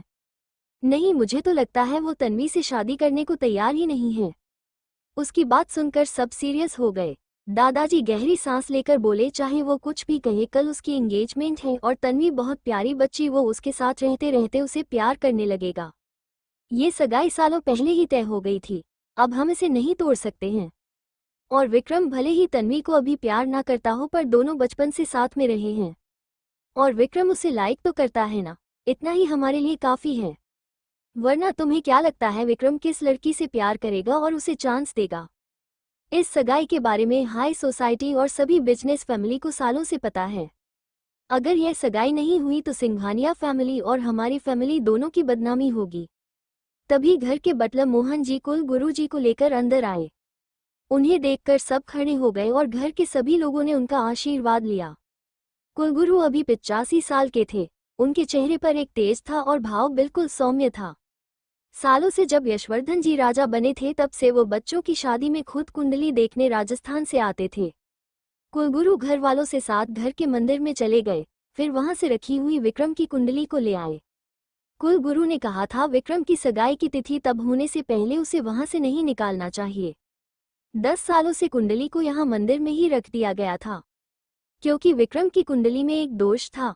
उसे सिर्फ वही लड़की मिल सकती थी जिससे उसकी कुंडली जुड़ी हुई थी, और वो थी तन्वी। परिधि जी ने कुंडली कुल गुरु जी को दे दिया, फिर तन्वी की कुंडली को भी उनके सामने रख दिया ताकि कल की एक शुभ मुहूर्त निकाला जाए। कुल गुरु ने दोनों कुंडली को देखा। तन्वी की कुंडली देखकर उनकी आंखें थोड़ी सिकुड़ गई और वो बोले, क्या ये कन्या की कुंडली है? परिधि जी ने हाँ में सिर हिला दिया। जी कुलगुरु जी, इसे आज ही सिंघानिया फैमिली ने भेजा है। कुल गुरु जी ने उसे अच्छे से देखा और बोले, इस लड़की की जन्मतिथि और समय सब कुछ सही है। यह विक्रम के लिए बहुत उपयुक्त लड़की है, पर इसकी जन्म समय के हिसाब से अगर इसकी नाम इसे रखा जाता तो यह और भी शुभ होता। हर अक्षर का एक दूसरे की कुंडली पर अलग अलग प्रभाव पड़ता है, पर मैं देख सकता हूँ जिसके साथ भाग्य जुड़ना है वो तो जुड़ेगा ही। और अभी सगाई नहीं हुई है, फिर से विक्रम की कुंडली से बाधा थोड़ी टलने लगी है। शादी तक विक्रम की कुंडली से शायद दोष टल जाए। उसकी जीवन पर जो विपत्ति है वो लड़की उसे भी टाल देगी। उनकी बात सुनकर सब खुश हो गए। परिधि जी की आंखों में तो आंसू आ गए। कुल गुरुजी बोले मुझे कल उस लड़की से एक बार मिलना होगा, तब जाकर मैं उसकी भाग्य रेखा देखकर ज्यादा कुछ बता सकता हूँ। सबने हाँ में सिर हिला दिया और राहत की सांस ली। वहीं दूसरी तरफ राकेश जी, राहुल और राजश्री तीनों इस वक्त बजाज कॉरपोरेशन में अनंत केबिन में बैठे हुए थे। वो सब बहुत परेशान हो चुके थे।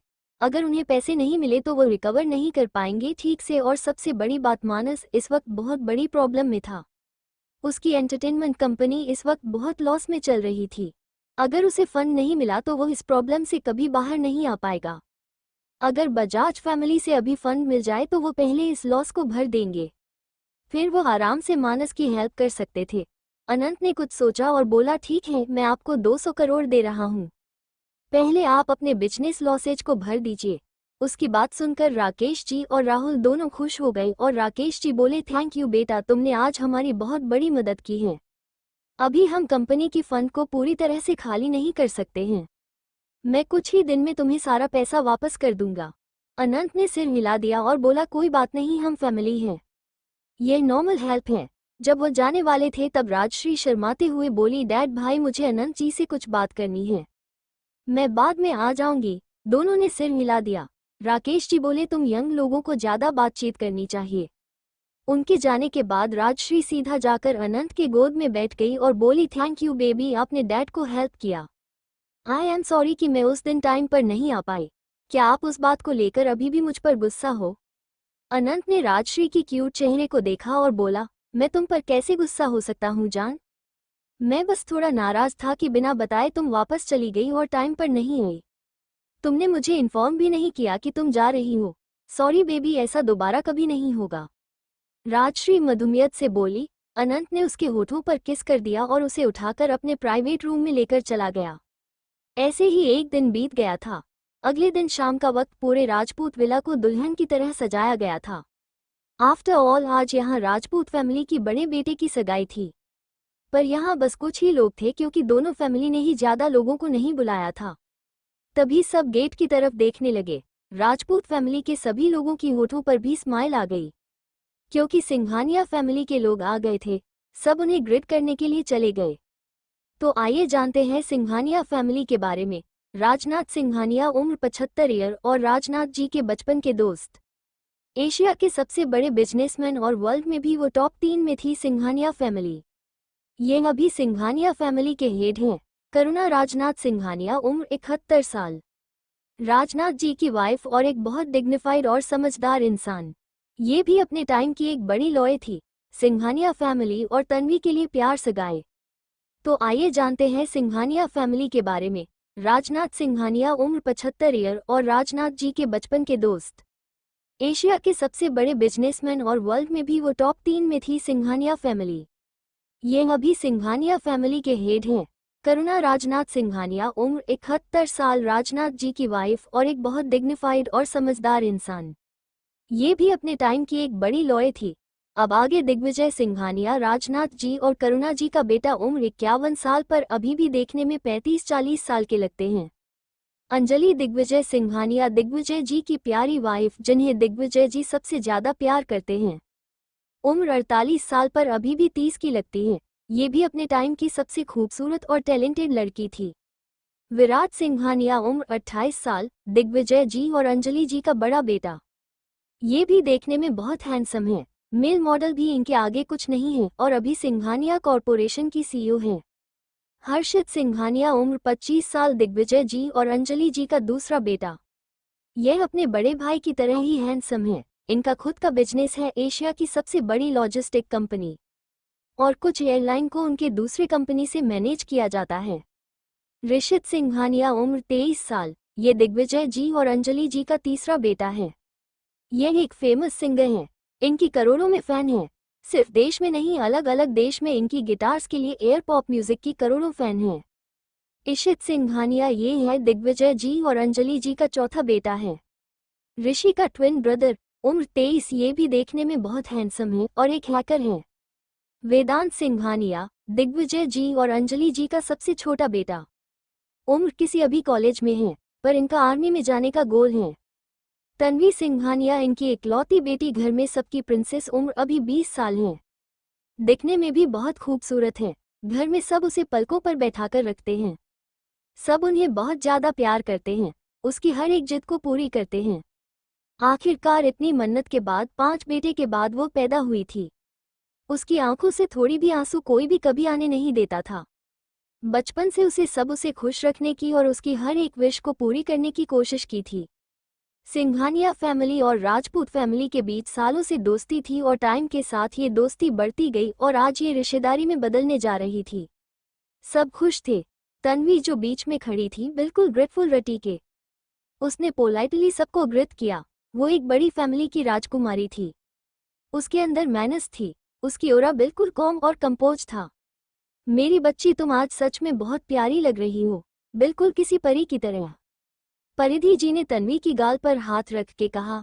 तन्वी सच में बहुत खूबसूरत थी, पर नहीं कि उनके बेटे को शादी से इतनी प्रॉब्लम हो रही थी। तन्वी ने पोलाइट वे में थैंक यू कहा। उसके होठों पर एक शर्मीली मुस्कान थी। तन्वी ने क्रीम और डार्क ब्लू कॉलर की लॉन्ग गाउन पहना हुआ था। बालों को उसने खुला छोड़ रखा था और चेहरे पर हल्का मेकअप। वो बहुत खूबसूरत लग रही थी। निधि जी ने उसे देखा और बोली, हमारी अनी तो आज कितनी शर्मा रही है। वही बस राजपूत फैमिली से, राजस्थान से उनके कुछ रिश्तेदार ही आए थे और बिजनेस पार्टनर, पर सिंघानिया फैमिली की तरफ से भी ज्यादा गेस्ट नहीं आए थे। उनके बस कुछ ही बिजनेस पार्टनर आए थे क्योंकि वो इस सगाई को बहुत प्राइवेट तरीके से करना चाहते थे। विक्रम को भीड़ पसंद नहीं थी, पर जितने भी गेस्ट आए थे सब तन्वी की तारीफ कर रहे थे। हाँ, आज आखिरकार हमारी बच्ची की सगाई जो है, उसे शर्म कैसे नहीं आएगा। करुणा जी बोली, ठीक है, अंदर चलकर बात करते हैं। परिधि जी ने जल्दी समय को बुलाया। समय ने ऋषित और ईशित को हेलो बोला। तीनों कॉलेज टाइम से दोस्त थे। समय को इरिटेटिंग लग रहा था क्योंकि उसे अच्छी तरह से पता था कि यह एंगेजमेंट तो आज होने से रही। उसकी देविल भाभी, जब उन्होंने जबरदस्ती उसके देविल भाई से शादी कर लिया तो भला वो उनकी एंगेजमेंट को कैसे होने देगी। ये सब तो बेकार में ही तमाशा कर रहे हैं, बेइज्जती ही होगा देखना। वो वहां से अपने शैतान भाई को बुलाने के लिए चला गया। वहीं अपने रूम में विक्रम अभी रिपोर्ट पढ़ रहा था। उसकी आंखें सिकुड़ गई थी। देसाई फैमिली की नकली बेटी जब असली बेटी घर आई तो देसाई फैमिली ने अंशी देसाई को बुरी तरह से ट्रीट करना शुरू कर दिया। और 1 साल पहले उन्होंने अंशी को जेल भेज दिया था जब वो 19 साल की हुई थी। उसकी जन्मदिन के दिन ही उसे जेल भेज दिया गया था और अभी 20 साल की है। 1 साल वो जेल में थी और वहां सिर्फ कैदी ही नहीं बल्कि वहां की पुलिस, जेलर, प्रिजन गार्ड सब उसकी इशारों पर चलते हैं। वो जिसे चाहे जब चाहे जेल से बाहर निकाल सकती हैं और किसी को भी जेल से ही वो कंट्रोल कर सकती हैं। हर कैदी उसके एक इशारे पर मरने मारने को तैयार हो जाएगा। जब वो 1 साल के लिए थी, जेल से कई सारी केस फॉल्स साबित हुई थी और प्रूफ मीडिया में आया था जिसे मीडिया खुद भी कंट्रोल नहीं कर पाती थी। उनकी पूरे सवा को कोई हैक कर लेता था और बहुत से लोग उसी जेल से बाहर आए हैं और अभी वो सभी कल्प्रीट जो निर्दोष साबित हुए हैं वो सब ग्लोबल कॉरपोरेशन के अंदर किसी ना किसी कंपनी या hospital, hotel, restaurant, pharma company या बाकी जगह पर काम करते थे। और इस बीच देसाई फैमिली पर कई सारी मुसीबत आ चुकी हैं। उनकी हर एक पार्टी, हर ओकेजन पर वो बेइज्जत होते हैं और अब वो गिरकर 4 नंबर पर आ चुके हैं और कल उन्हें और भी बड़ा लॉस हुआ है और उनके बेटे मानस देसाई की एंटरटेनमेंट कंपनी को तो सबसे बड़ा लॉस हुआ है। इसके बाद और कोई इन्फॉर्मेशन नहीं था, न ही अंशी ग्लोबल इंडस्ट्री के साथ किस तरह रिलेटेड है इसके बारे में कोई इन्फॉर्मेशन थी। ठीक अंशी देसाई के आने के कुछ देर बाद, पर अंशी देसाई अपनी फैमिली से मिलने नहीं गई। वो उससे सगाई करने उसके office I. Strange but very interesting. तुम आज क्या करोगी? मुझे इसका इंतजार है। विक्रम की होठों पर एक डेविल स्माइल आ गई। वो जानता था अंशी ने ही खुद की बाकी सारी इन्फॉर्मेशन को हाइड किया होगा। उसने सौरभ को देखा और बोला, पता करने की कोशिश करो मिस अंशी की ग्लोबल इंडस्ट्री के साथ क्या कनेक्शन है। सौरभ ने हाँ में सिर हिला दिया और बोला, ओके बॉस, डेनियल कल आने वाला है, शायद वो जल्दी पता कर सके। विक्रम ने सिर हिला दिया। तभी समय और ऋषित ईशित अंदर आए। भाई, आपको बड़ी मॉम ने बुलाया है। नीचे सब आ गए हैं। ऋषित ने विक्रम को देखा और बोला, आज से आप हमारे जीजा जी बनने वाले हो। क्या हम अभी से जीजू कहना शुरू कर दें? सौरभ और समय ने आंखें घुमा लिया। तभी वम और अथर्व अभिमान और सुमित के साथ अंदर आए। वम का तो ऋषित ईशित को देखकर मुंह बन गया। उसे ये जो हो रहा था सही नहीं लग रहा था। ये सब मिलकर उसकी भाभी के साथ अन्याय कर रहे थे, पर वो क्या कर सकता था? उसके भाई ही जब कुछ नहीं बोल रहे थे। वो सब नीचे चले गए। तन्वी की आंखें कब से बस विक्रम का इंतजार कर रही थी। तभी सबकी नज़र सीढ़ियों पर गई। विक्रम बाकी सबके साथ आ रहा था। हमेशा की तरह ब्लैक सूट में वो किसी ग्रीक गॉड की तरह लग रहा था, हैंडसम और डैशिंग। तन्वी की तो आंखें जैसे उसके ऊपर ही ठहर गई। ये देखकर बाकी सबकी होठों पर स्माइल आ गई। विराज ने विक्रम को साइड से गले से लगा लिया। वो विक्रम, अभिमान और सुमित चारों बचपन के दोस्त थे। भले ही अब विक्रम विराज से ज्यादा नहीं मिलता था, पर दोस्ती तो अभी भी वैसी ही थी। विराज भी अभिमान और विक्रम से भी मिला। अरे विक्रम बेटा, अब तो तुम कभी भी घर नहीं आते हो। ना ही विराज अब ज्यादातर घर आता है, पहले की तरह आया करो, हमें अच्छा लगेगा। अंजलि जी प्यार से बोली। उनकी बात सुनकर विक्रम ने बस सिर हिला दिया। किसी को भी गलत नहीं लगा, क्योंकि विक्रम बचपन से ही ऐसा था और उसका यही स्ट्रांग और मैच्योर पर्सनैलिटी सिंघानिया फैमिली ने सबको पसंद थी। उन्होंने तन्वी को आगे खींच लिया और बोली, अब तो तुम दोनों की सगाई हो रही है तो बातें करो। तन्वी ने स्माइल के साथ विक्रम को देखा और बोली, हेलो विक्रम जी, आपने वो सूट नहीं पहना जो मैंने आपके लिए पसंद किया था। तन्वी कंफ्यूज थी। उसने अपने ड्रेस कॉलर के अकॉर्डिंग ही कल विक्रम के लिए ड्रेस भेजा था। उसे क्या पता था कि ड्रेस सीधा वम के हाथ लगेगा, और वम ने तो गुस्से से उसे चिरफाड़ कर कुतर दिया था। I don't like to dress according to other people's preferences, miss Singhania, Vikram cold tone में बोला। उसे अच्छे से पता था वम ने कपड़ों के साथ किया है, पर उसे इस बात से कोई फर्क नहीं पड़ता था। ऐसे भी वो उसे पहनने तो नहीं वाली थी। तन्वी को थोड़ा बुरा तो लगा, पर उसे पता था शादी के बाद विक्रम उसे प्यार करने लगेंगे। ठीक है, मैं समझ गई, आगे से मैं इस बात का ध्यान रखूंगी। तन्वी ने फिर भी हंसते हुए कहा। परिधि जी और अंजलि जी ने जबरदस्ती विक्रम और तन्वी को साथ में बैठा दिया ताकि दोनों बच्चे बात कर सके। बचपन से दोनों एक दूसरे को जानते हैं, पास रहेंगे तो उनके बीच फीलिंग्स डेवलप होगी। पर विक्रम बैठकर अपने फोन में मेल चेक करने लगा। तभी कुलगुरु भी वहां पर आए। सिंघानिया फैमिली के सभी लोगों ने भी आशीर्वाद लिया। कुलगुरु जी ने तन्वी को देखा। उसकी भाग्य रेखा कुंडली के साथ क्यों मेल नहीं खा रही है? कहाँ गलती हो रही है? पर अभी इस पर बात करने का समय नहीं था। शुभ मुहूर्त बस 10 मिनट बाद खत्म हो जाता।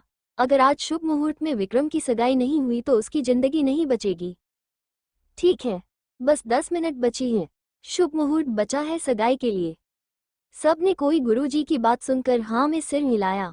विक्रम न चाहते हुए भी अपनी मॉम की जिद पर स्टेज पर गया। वैसे भी उसे देखना था उसकी जबरदस्ती की मंगेतर इस सगाई को कैसे रोकने वाली है। तन्वी भी उसके पास जाकर खड़ी हो गई। अभिका बेटा, तुम दूल्हे की बहन हो ना, तुम्हें ही रिंग लेकर जाना है। परिधि जी ने अभिका को थाल दिया तो अभिका ने सिर हिला दिया और स्माइल के साथ थाल लेकर ऊपर चली गई। उसने एक रिंग बॉक्स से रिंग निकालकर विक्रम को दिया और दूसरे रिंग बॉक्स से रिंग निकालकर तन्वी को दे दिया। भाई, पहले आप भाभी को रिंग पहनाए, फिर भाभी आपको रिंग पहनाएगी। तभी एक आवाज आई, यहाँ कौन सा मजाक चल रहा है? मेरे मंगेतर की यहाँ दोबारा सगाई हो रही है और मुझे ही इनवाइट नहीं किया गया। यह आवाज वहां गूंज गई। सबने सामने देखा। एक लड़की एलिगेंस के साथ अंदर आ रही थी। उसने इस वक्त ब्लैक गाउन पहना हुआ था, बालों का जुड़ा बना रखा था, फेस पर साइड से फहद तक ब्लैक मास्क था। उसकी हेजल आंखें चमक रही थी और होठों पर एक ठंडी स्माइल थी।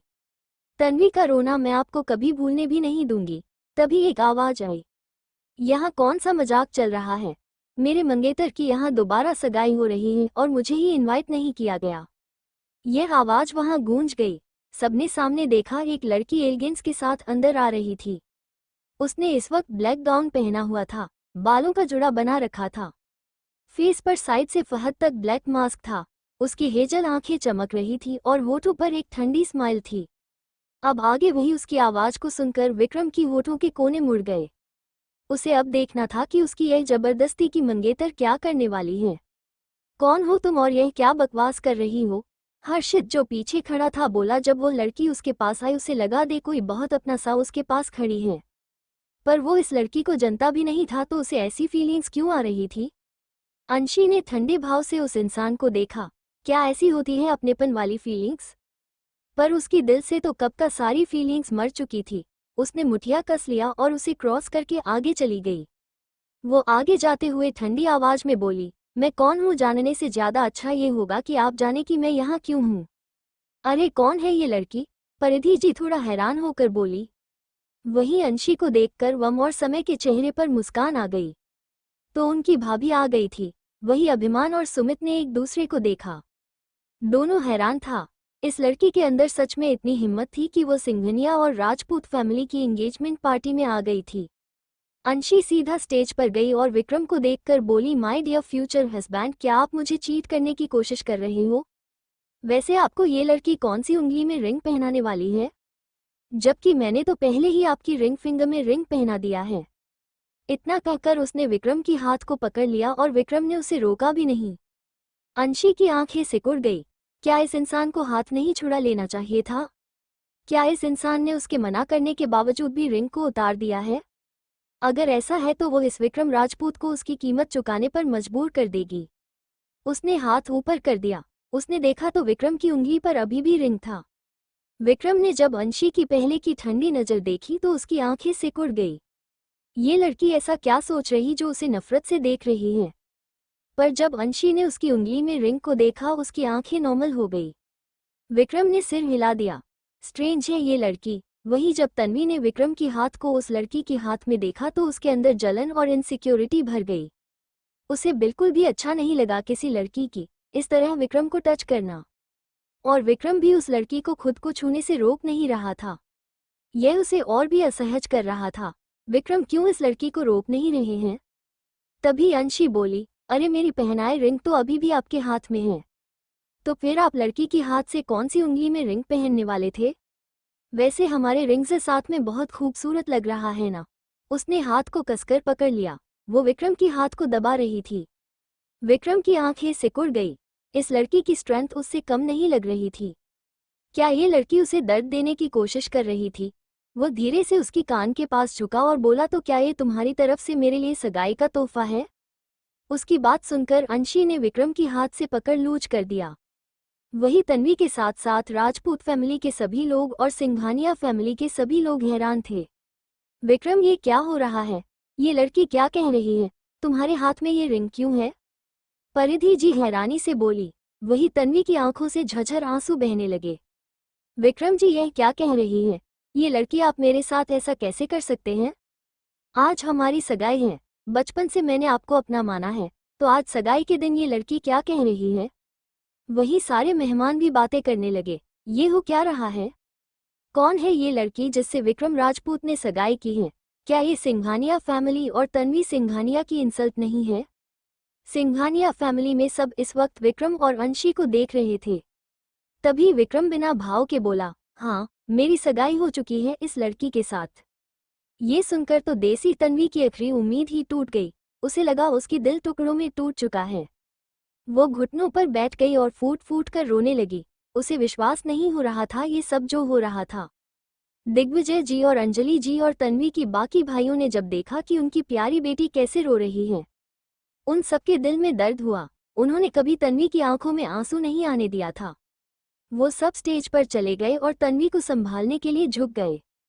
अंशी उन सबके चेहरे को एक एक करके दिमाग में उतार रही थी। उसकी खाली बहन परी आंखों में एक नफरत उतर आई। सब कुछ छीन लूंगा कि तुम्हारी इस प्यारी बेटी से, और तुम सब बस यूं ही देखते रह जाओगे। विक्रम की नज़र जो अंशी के ऊपर ही थी जब उसने अंशी की हमेशा खाली पड़ी आंखों में सिंघानिया फैमिली के लिए नफरत देखा। उसकी आंखें थोड़ी कोल्ड हो गई। वहीं परिधि जी लड़खड़ा गई। अधिराज जी ने जल्दी से परिधि जी को संभाल लिया। विराज ने नाराजगी से विक्रम को देखा और बोला, विक्रम, तुम्हारा इससे क्या मतलब है? क्या तुम हमें बेइज्जत कर रहे हो? क्या इससे तन्वी की इमेज खराब नहीं होगी जब उसकी जी सगाई के दिन तुम कहोगे कि तुमने किसी और से सगाई कर ली है? और ये लड़की कौन है जिसके लिए तुमने हमारी प्रिंसेस को धोखा दिया? वेदांत बोला। सबने एक साथ अंशी को देखा।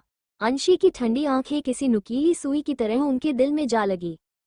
उन्हें इस लड़की से एक अपनेपन वाली फीलिंग आ रही थी और उसकी आंखें देखकर तो दिग्विजय जी और अंजलि जी थोड़ी देर के लिए हैरान रह गए। उस लड़की की आंखें बिल्कुल दिग्विजय जी और करुणा दादी माँ जैसी थी। करुणा जी और राजनाथ जी को भी इस लड़की के साथ एक जुड़ाव और अजीब सा अपनापन महसूस हो रहा था। अंशी उन सबको देख रही थी। कितनी प्यारी फैमिली है ना ये। अपनी इकलौती प्रिंसेस को ये कितना प्यार करते हैं। इनकी प्यार भी बड़ी अनोखा है। इन चेहरे में से कौन इतना क्रूर है जो छुपा हुआ है? अपनी प्रिंसेस के लिए तुम लोग कुछ भी कर सकते हो, है ना?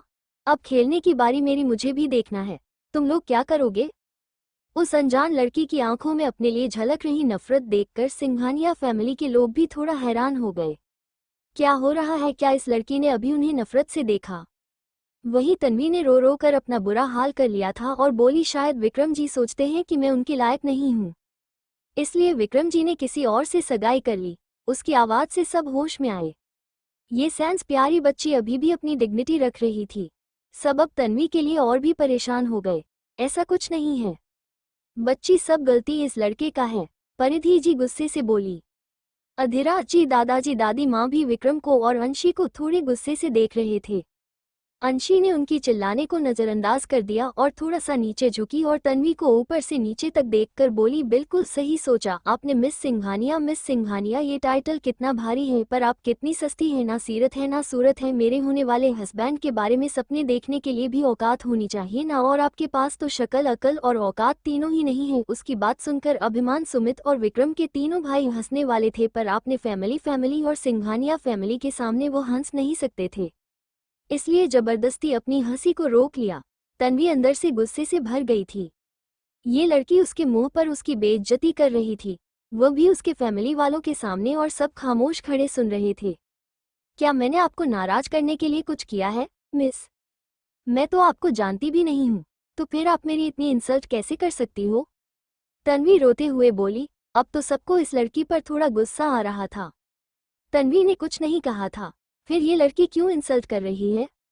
विक्रम की आंखें भी छोटी हो गई थी। दिग्विजय जी ने विक्रम को देखा और कोल्ड टोन में बोले, तुमने वादा किया था कि तुम मेरी बेटी से शादी करोगे, पर अब नहीं लगता है कि उस वादे का कोई मतलब है। उनकी बात सुनकर विक्रम ने कुछ नहीं कहा। अंजलि जी ने भी विक्रम को देखा और बोली, तुमने अपना वादा तोड़ा है विक्रम। फिर उन्होंने दिग्विजय जी के हाथ पकड़ लिया ताकि वो गुस्सा ना करें, और राजपूत फैमिली की लोगों को देखकर बोली, और अब से मैं भी उस एहसान को भूल जाती हूँ। मुझे किसी धोखेबाज से कोई मतलब नहीं रखना है, जिसने मेरी बेटी को इस हालत में पहुंचा दिया है। उन्होंने तन्वी को संभालते हुए उठाया। तन्वी अभी भी रो रही थी। उसके पांचों भाइयों ने उसे उठा लिया। तन्वी लड़खड़ा गई तो विराज ने उसे गोद में उठा लिया। पांचों भाइयों ने विक्रम को गुस्से से घूर कर देखा, पर जब अंशी को देखा, अनजाने में उनकी आंखें थोड़ी सॉफ्ट हो गई। इस लड़की को वो गुस्से से चाहकर भी देख नहीं पा रहे थे। वही राजपूत फैमिली में सब निराश हो गए। विक्रम ने मुठिया कस लिया। परिधि जी और अधिराज जी ने हाथ जोड़ लिया और अधिराज जी बोले, मुझे पता नहीं कि विक्रम ने ऐसा क्यों किया, पर मुझे माफ कर दो। इतने सालों की दोस्ती के खातिर ही सही, हमारे प्रिंसेस दिग्विजय जी ने इतना ही कहा था।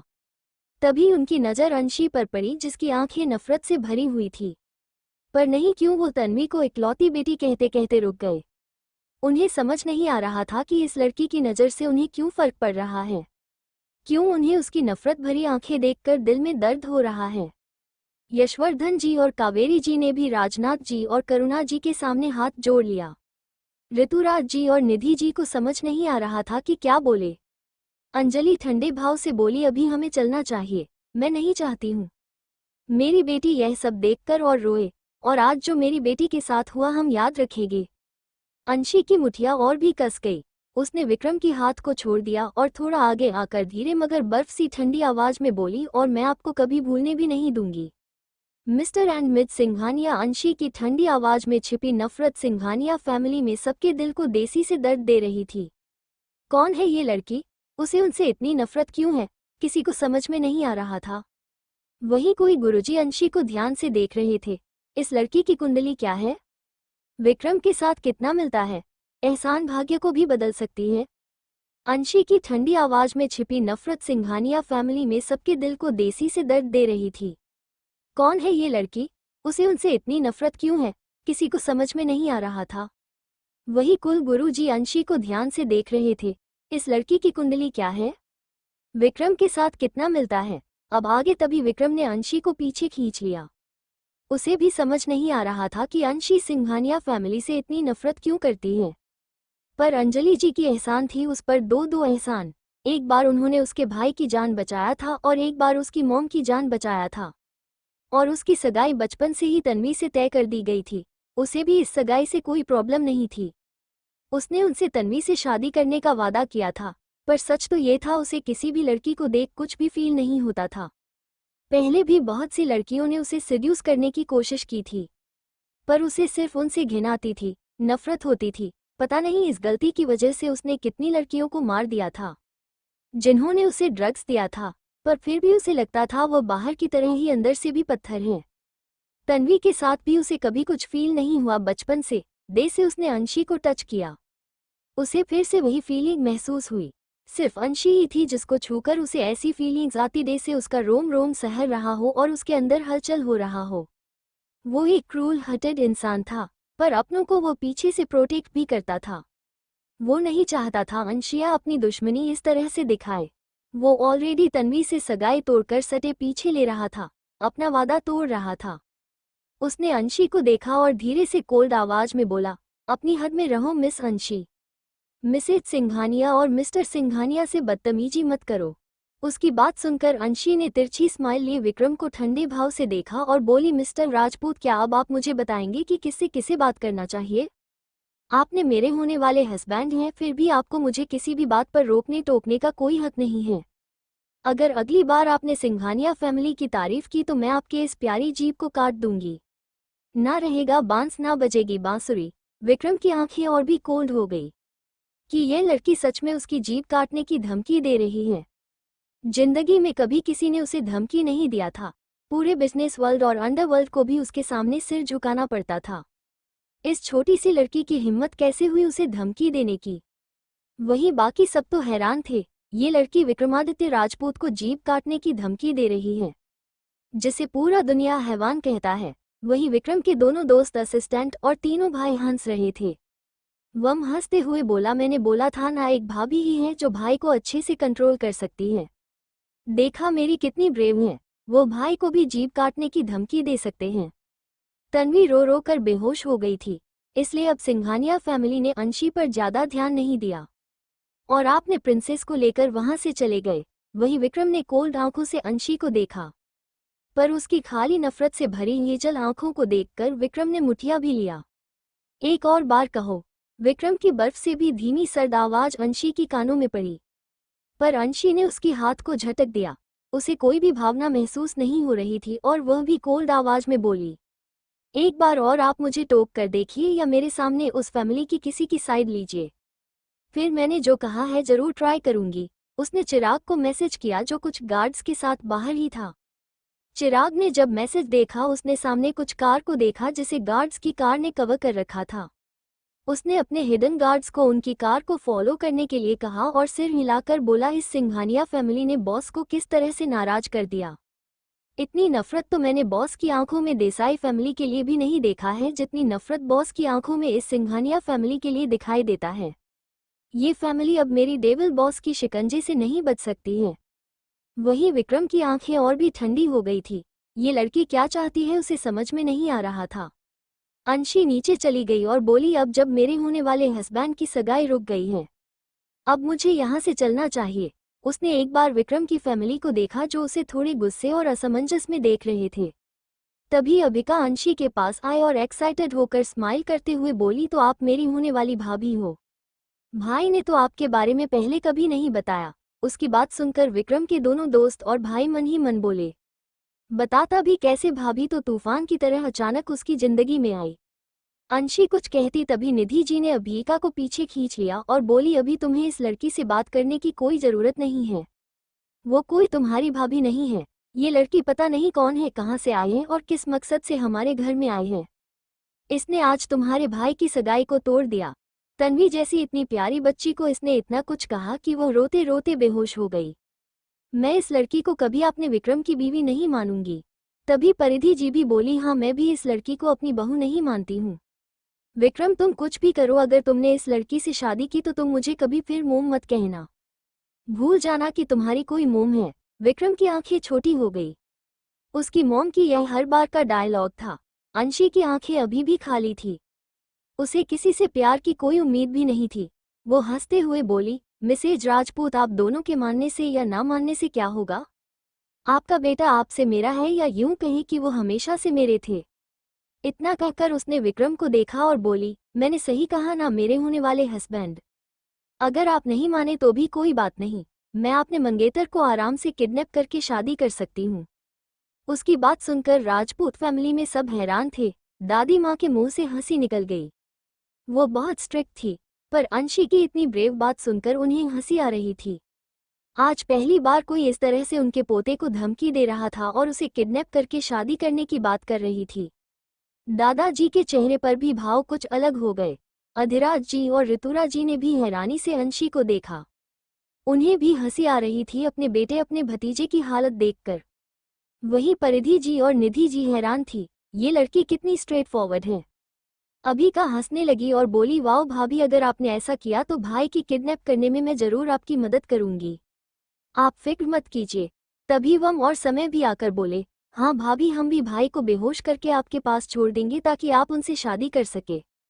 सब हैरानी से उन्हें देख रहे थे। यह क्या, इन लोगों ने इतनी जल्दी से इस लड़की को भावी मान किया। अब तो सबको लग रहा था जरूर ये लोग इस लड़की को पहले से जानते थे। तभी महागुरु जी अंशी के पास आए तो परिधि जी और निधि जी साइड हो गई। तभी महागुरु जी आकर अंशी के सामने खड़े हो गए। अंशी की आंखें सिकुड़ गई। तभी महागुरु जी ने अपने हाथ अंशी की सिर पर रख दिया और बोले, हमेशा खुश रहो बच्ची, आपने बहुत दर्द सहा है, पर इस बार सभी दर्द के बदले आपको उससे ज्यादा खुशियां भी मिलेगी। बस आप धैर्य रखें और मुझे पता है आप किसी पर भी भरोसा नहीं कर सकती, पर इस लड़ाई को जीतने के लिए आपको कम से कम अपने जीवन साथी पर भरोसा रखना होगा। अंशी को ऐसा लगा जैसे किसी ने उसके दिल को समझ लिया है। अंशी थोड़ा पीछे हट गई। उसने बिना भाव के महागुरु जी को देखा और बोली, धन्यवाद मुझे बताने के लिए, पर मुझे पता है मुझे क्या करना चाहिए। इतना कहकर उसने विक्रम को देखा और बोली, अब मैं चलती हूँ, बहुत जल्दी शादी के लिए तैयार रहिए मिस्टर राजपूत। उसने फिर से महागुरु जी को देखा, जिन्हें देखकर उसे पता नहीं क्यों अपनी जलती हुई नफरत से भरी दिल में एक ठंडापन महसूस हुआ, जैसे कोई उसकी दिल तक झांक कर उसे कुछ समझाने की कोशिश कर रहा हो। अंशी ने अपने भाव फिर से कठोर कर लिया। इस बार वो किसी पर भी भरोसा नहीं करने वाली थी, कभी भी नहीं। भरोसा एक ऐसी चीज थी जो कभी कभी आपकी जान ले लेती। इस बार अंशी अपनी परछाई पर भी भरोसा नहीं कर सकती थी, खास करके सिंघानिया फैमिली के साथ जुड़े हुए लोगों पर तो कभी नहीं। अंशी वहां से बिना और कुछ कहे चली गई। वहीं महागुरु जी की बातों को उसने अपने दिल से निकाल कर फेंक दिया। गुरु जी, आपने उस लड़की को आशीर्वाद दिया। आपको पता है ना, विक्रम के लिए तन्वी ही परफेक्ट है। उन दोनों की कुंडली मिलती है और तन्वी भी कितनी प्यारी बच्ची है। वो विक्रम से भी कितना प्यार करती है। और आपको पता है ना, विक्रम और तन्वी की शादी बचपन में ही तय हो गई थी। मुझे पता है उनकी शादी बचपन में तय हो गई थी, पर इस बच्ची की कुंडली उस तन्वी बच्ची की कुंडली से भी ज्यादा विक्रम से मिलता है। मुझे लगता है इसी बच्ची के साथ ही एंगेजमेंट के बाद विक्रम की मां के दोष बदल रहा है। यही बच्ची आगे जाकर विक्रम को बचा सकती है। उसकी कुंडली में वो शक्ति है जो भाग्य को भी बदल सकती है, और उस बच्ची की चेहरे पर वो तेज है जो किसी और में नहीं है, उस लड़की तन्वी में भी नहीं। और उस बच्ची तन्वी की कुंडली और उसकी भाग्य रेखा बिल्कुल मैच नहीं करता है। भले ही उसकी कुंडली बहुत पावरफुल थी, पर मैंने जब आज उस लड़की को देखा, उसकी रेखा मुझे उसकी कुंडली जितनी पावरफुल नहीं लगी जो विक्रम को उसकी मां के इस दोष से निकाल सकती है।